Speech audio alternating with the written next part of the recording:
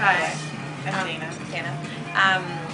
We just wanted to know like what it used to be like and how it might have changed since Williamsburg has become more sort of popular.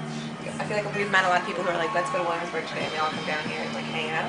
Has it always been like that? Like, Yeah, I mean it's always been kind of a hangout area. Yeah. I mean I've lived here since 1991. So even back then, like there weren't a lot of people here, but then there used to be big parties and Yeah. lofts that people from Manhattan would come to. But there was no like stores or restaurants or oh no, anything. no. And then you opened your store about 10 years ago. And Yeah, we were like one of the first stores to open up. Oh. There was no stores here before. And was it like vintage stuff that you sold, or it was?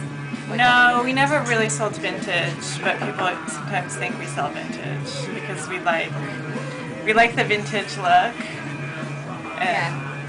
that's kind of like our aesthetic. Is like we love the '80s. We're very nostalgic for the '80s. But your stuff is new. Like It's new. Yeah. Some they used to think vintage was like you just pick it up and you make it your own, but now it's like almost packaged and they're selling it a bit.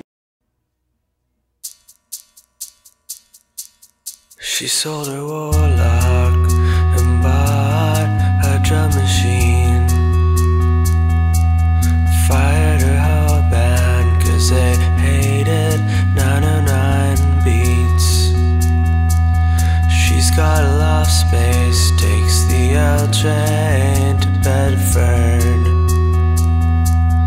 Runs with some cool kids that are actors but dress like nerds.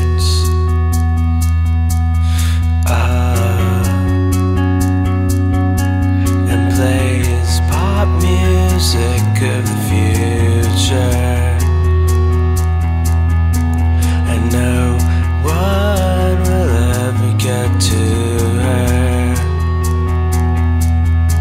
She's a shaker, but not a mover.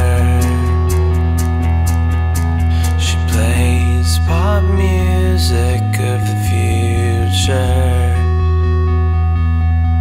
Back in the 80s, she wanted to be in a hair band. And then in the 90s, she only wore corduroy pants. And then there was emo, but that was just a phase. Cause it's all been downhill